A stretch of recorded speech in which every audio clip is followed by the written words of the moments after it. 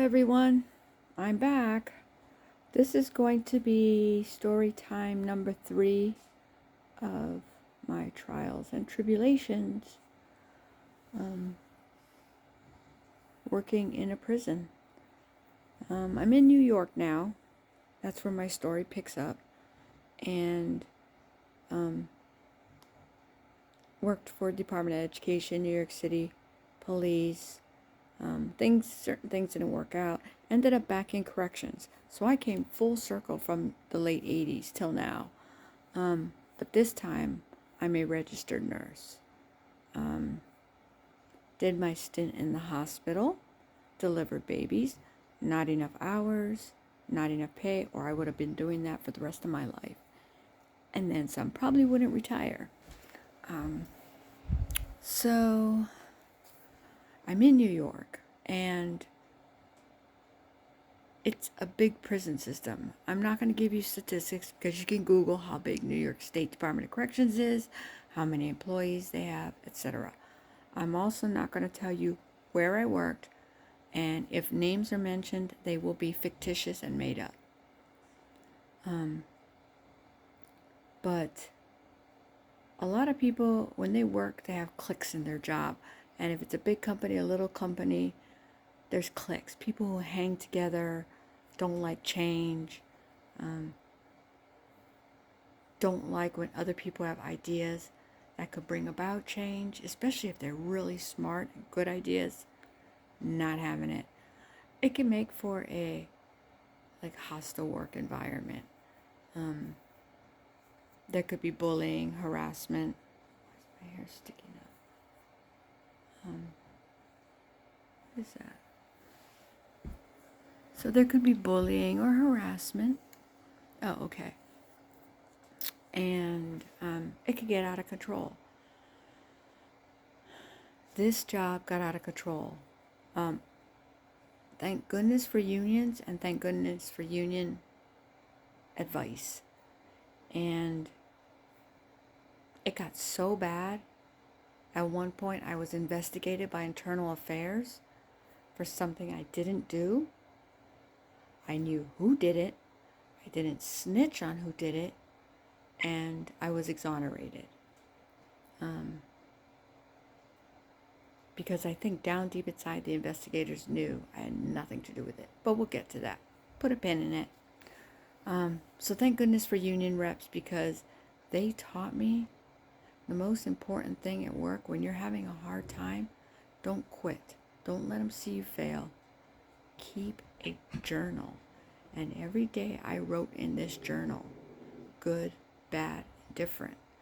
Good meaning it could have been just, I did this job today. There were this many nurses on staff. I had this position. So-and-so had that position. That's it. Or it could have been as bad as, this nurse got into a fight with this nurse. This is what I witnessed, and so on. So keeping a journal, which is allowing me to tell this story, was probably one of the best things I could do. So what happened? This particular facility and job was around 2005, and I left in around 2020. So it's a good 15 years of abuse. And like I said, I didn't want to quit. I needed to get my pension, so I had to stay. And I endured it. And I took notes. And some of it was bad. And a lot of it was from supervisors, not coworkers. And I mean the top, from the warden to the head of the medical department,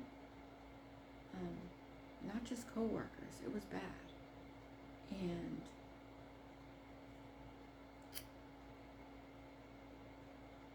it did eventually break me, but I had made it to where I could get my pension. The unconscious, subconscious stress that it was causing me, I believe, led to high blood pressure, And I had a heart attack. I had a heart attack. And the day I had my heart attack, I was in a heated argument with my supervisor. And it was nitpicking. And it was something not even related to the medical department. It was a complaint by the dental department, who my boss is also the boss of. So they had a complaint about me, I don't know why, brought it to my boss, who then called me into her office, who then picked, to the point where I just couldn't take it anymore. I finished my shift for the day, went home, and almost died from a massive heart attack. So let's go back to 2005 and see where it all began. It's going to be a bumpy ride. Sometimes it'll be boring, but I think the story has to get out there, and I think people have to understand, please don't keep it in. If you're having a hard time, go to your reps, go to the union, go to an attorney, go to somebody and get your story out. Write it down. Keep track. And don't say, oh, I'll remember that. You might not. You want to write it down every day so you get the details of what happened. Whether it's at work, if you're in an accident, if you get into a fight with someone, anything that's having a baby, anything that's significant in your life, write it down so you don't forget the details. The details is where it's at. So we're going to go back to the beginning in 2005 where it started. And I was actually really, really, really happy because when I got there, I had gotten a position that was only part-time. And I said, you know what, I really want full-time, but I'm going to stick it out. Maybe someone will retire someday and I will make it to full-time. I got a part-time job. It was the evening shift. Took it. I was fine. But the way things worked out and the universe was on my side, within 90 days, people retired, switched positions. I had a full-time, daytime position in that facility. It was amazing. And at the time, we rotated weekends off. So this is going to come into play later. So I had there were 4 main nurses. I had every 4th weekend to work, 3 weekends off. It was great. Eventually, with the harassment and bullying, I worked every weekend or every other weekend with hardly no weekends off. So it was my dream position at the time. I was happy. I was 5 miles away from home, if that. I think it was 3 miles. Day shift, 3 weekends out of the month off. I was happy. It was good. We were all getting along. They appreciated the supervisor then, who eventually retires, and that's where everything goes downhill. Actually, 2 supervisors later, it goes downhill. She was amazing. She taught me a lot. I helped her out a lot. I brought insight from my history and experience into the department. They appreciated, they adapted many of my ideas along with the doctors, and it made things easy. It made work easy. You want to make your jobs easier, not harder, more efficient, better quality. And working with the inmates was a breeze because my job was easier. And I think the inmates appreciate and respect when they know you're working for them and you're helping them. They want to keep that. They want to keep that camaraderie. They don't want to give you a hard time because then going to the doctor makes it harder on them. Getting the care they need, getting the medication they need. Not want, we're talking need. Because that's a whole different thing. Getting the medication they need and the care they need is so much easier on them. And they gobble up knowledge and gobble up education. So when you can tell them, hey, you have a cold, this is what you're going to do, and this is how you're going to treat it, because we treat the symptoms, there's no cure, then they appreciate that. They love to learn. They're like little sponges. Because remember, a lot of inmates, and I'm not being disrespectful, are ignorant. They are learning in prison how to read and write, but they come in not knowing so much. So when you sit, take your time, and teach and educate, they appreciate it.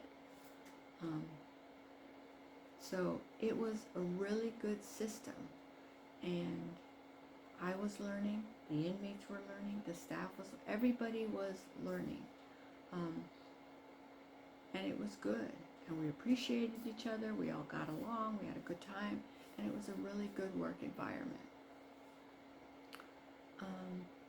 Then that supervisor who hired me retired. God bless her. I hope she's having a great time. I'm not going to say her name. She knows who she is. She took a chance at hiring me, and it paid off. And then one of my co-workers who worked with me, he became the supervisor. I could not, because I did not take the test at the time, and I didn't have enough years in the department to qualify. So he became the supervisor, and he was great because we had that relationship already. And he knew what I could do, and he appreciated how smart I was. And he, I don't want to say gave me more tasks, because it wasn't like that. It was allowing me to use my brain and bring what I knew to the department, to the unit, working on statistics and reports. And hindsight, he was grooming me to be the next supervisor. He wanted me to learn accreditation and auditing and statistics and policy, procedure, direct. He wanted me to learn all that. I went to meetings, supervisor meetings, department head meetings. I attended the meetings with and without him so I could learn. And eventually I did my time, and I was able to take the test, and I passed. I was eligible to become supervisor. However, he hadn't retired yet, so no stepping on toes. Now don't forget, this is 2005 to 2015, so a good 10 years in the making, grooming me into being the next supervisor, grooming me to be a good delegate of the department. 10 years of learning and absorbing and building respect and trust among staff, inmates, the officers. The officers, when they saw me on duty, they were so happy because they knew if anything happened to them medically or in an illness or an injury, I had their back, and they were going to get 110% of my skills and my care for them. So I had a really good reputation there, built over 10 years. And then he retired.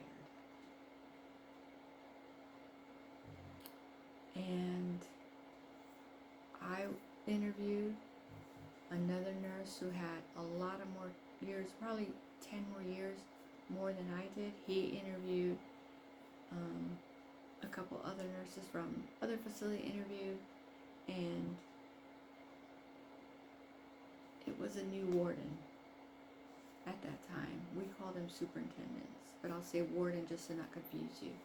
We had a new warden at the time, and this warden, I don't say was jealous of my abilities and everything I could do, and just everybody talking about how smart I was and how good I was for the department. Instead of embracing that and sticking me in their back pocket as a tool, as an option to go to when they needed something to make the department better. No, they were jealous and insecure, and I believe race and ethnicity came into play. And this is just my point of view, my opinion. Everybody that applied for the position were white, black, Hispanic. There were, and Asian. There were no, everybody interviewed. Our warden was a black person, African American, and I felt had issues with people that weren't of color, and chose to hire someone of color from an entirely different facility. And someone who did not know our prison, our facility, did not know our ways, did not know our system. Mind you, there were 4 of us in that facility that interviewed, passed the test, interviewed for that position, and the warden chose to go outside and hire someone else from another facility, bring them in, and use them. And that's where my problem started. And at first it was really good. At first there was an understanding, like I could help you. They could use me to do reports and statistics and audits and accreditation and things like that. They could use me. So they knew that I was super, super helpful. This person changed our schedule, and I was now working every other weekend with another nurse. Mind you, there were enough nurses on staff that I could do 1 weekend a month, but I was working every other weekend. And that became a problem, but it is what it is. I'd be willing to work every weekend. It's what you expect at the job. Going in, you're working every weekend, you're working holidays, you're working weird shifts. I get it. It is what it is, and I would appreciate that. And that was not the problem. It was what started coming after that.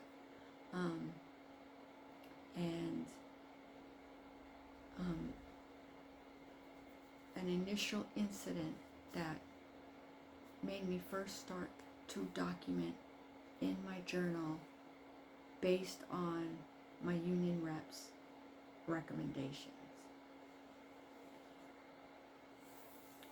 So the incident that I'm going to talk about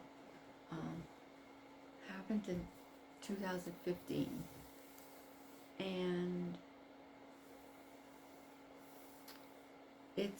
it was the beginning of the end. It was the snowball that just destroyed everything. Now, mind you, up until this point, there was a breakdown in communication and respect. Let's put it that way for me from my supervisor.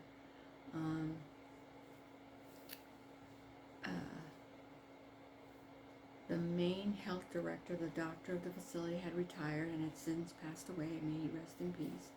And after he left, it was just difficult. He had my back. He allowed me to learn and do things that someone at my pay grade and level shouldn't have been doing, but did it, allowed me to do it, to learn. And he would back me with his license. He trusted me.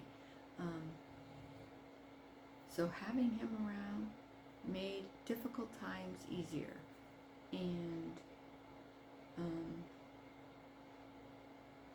I think the warden's insecurities and racism, my opinion, trickled to my supervisor because she treated me differently.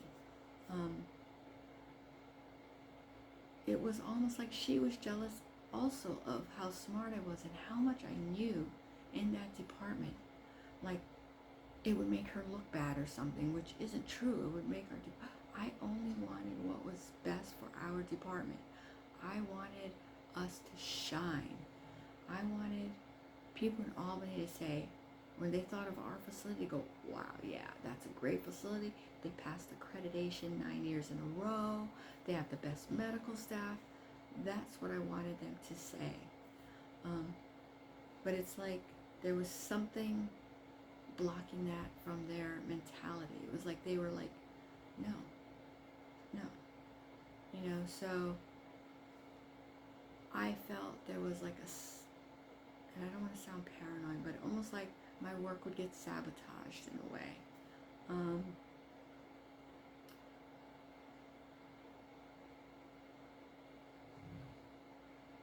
They would take things away from me, certain jobs that I had become accustomed to doing, statistics, reports.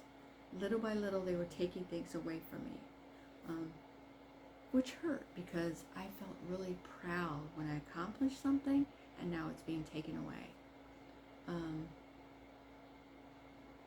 So they would take something I love doing, take it away from me, and then in turn give me a job that was very difficult to do, and something I wouldn't like as much, but I would be given direct order to do it. Now when you're given a direct order, it's paramilitary. You have to do it. If you don't, it's insubordination, and you can get written up. You could get written up, you could get suspension, you could get locked out of your job. And you don't want to do that. So it's always in the back of your mind, and you're always walking on eggshells in this type of job, because if you say something wrong or misconstrued wrong, you could get written up. If you take too much time off of work because you're sick, you could get written up. There's so many things that you could get written up for. So they were taking fun things that I love to do, taking it away from me, and giving me harder things to do that, and oh, you could do it, you're so smart. We think you could do this task because you're just so smart. No, they were punishing me, and they were doing it often. And it got to the point where all the things I loved to do were gone. And I was reduced to just a nurse. And it hurt, and it became redundant, and every day was Groundhog Day because I was doing the same thing. I didn't get to do anything extra every day.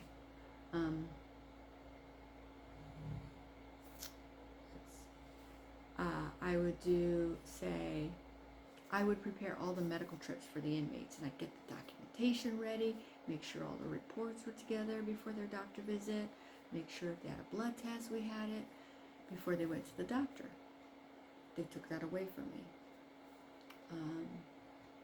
I used to be the nurse that did HIV statistics, and I was so good at infectious disease that the head of infectious disease in Albany wanted to create a position just for me in Albany, like a 6-figure salary, all these perks. He's like, I want you to do this job. He wanted to create this position just for me, to be his right-hand person in Albany working in infectious disease. I couldn't move to Albany. It was too far, and I didn't want to commute 2 hours every day to work and then 2 hours home on a good day. It was just not feasible for me, so I had to turn him down. So at the facility, I took care of the HIV inmates, the hepatitis B inmates, the infectious disease aspects and reports and statistics, and that was taken away from me. I created a chickenpox tracing in the jail, so that way if inmates had chickenpox, the ones who did not ever have chickenpox in their life would be kept away from them. So I had it down to a science where out of, say, 500 inmates, I knew exactly what inmates had chickenpox, what inmates were vaccinated for chickenpox, and what inmates who were still susceptible to chickenpox. So that way, if there was an outbreak where we did a tracing, it would be a piece of cake. It was taken away from me, and I couldn't do it anymore. So I worked, that added worry to me, like, oh my gosh, if there was a chickenpox outbreak and I wasn't keeping track and nobody was, we're not going to know this information, and a whole bunch of inmates are going to get chickenpox, so I had that weighing on me, and the HIV statistics were taken away from me. So hold on a second. Okay, so the HIV statistics were taken away from me, and I was worried that, worry again, that if an inmate had HIV or AIDS, that they were not receiving the proper care, medication, infectious disease consults, doctor visits that they needed. Not necessarily to care for the inmate, because, they're murderers and rapists, but to protect us and the officers at the jail.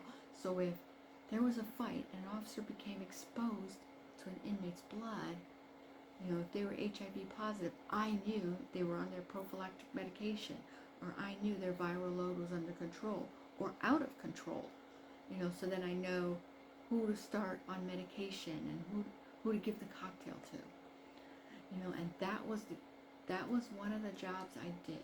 If an officer or staff member were exposed, I would be the lead person on what to do, what forms to fill out, what comp papers, what cocktail to give, what doctor to go to, what emergency. That was one of my jobs. That was the only job they did not take away from me in the end, because they knew I knew what I was doing, and I was protecting them as well as the entire staff from a blood exposure, or a needle stick exposure, or any kind of blood exposure. They knew I knew what I was doing, and we're talking this much paperwork and exposure. It wasn't just, oh, you were exposed, okay, see your doctor in a couple days and let us know. No, there was paperwork, workman's comp paperwork to fill out. They had to go to the emergency room. They had to take certain medications or not take certain medications. There was a shot they needed, a tetanus shot. There was, because it's not just HIV, it's HIV, hepatitis C, hepatitis B, tetanus, so many things they could have had. So they knew, I knew what to do, how to do it, where to do it, and take care of them. So that in the end, when I retired, that was the one job outside of just nursing that I had. And I was the only one at the jail who did it.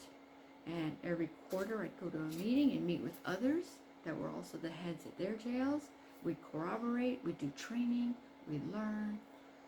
I teach, they teach, and I stayed up on all the current events as far as infectious medicine. So that was one of the jobs I had when I retired that I was allowed to keep. So like I said, there's going to be an incident that happens. And this is the incident that Internal Affairs gets involved in. Prior to that, I had gone to my union rep over a couple things that I thought was bullying and harassment from my supervisor. And this is where they taught me to write everything down. And then the big event happened where I got investigated. And I'm going to tell that story on our next part 4, because it's very interesting. And that was the beginning of the end, and it just snowballed. Like I said, I was innocent. Everything was unfounded and thrown out, and the case was closed. I know who did it. I know what happened. I refused to snitch. They know I refused to snitch. And I think they knew what happened and how it happened. So that's part 4. It's going to be a very interesting story. It's going to be out of my journal, so that's going to be very detailed. And we'll go from there. So part 4, the Internal Affairs investigation into what happened and what happened. See you soon.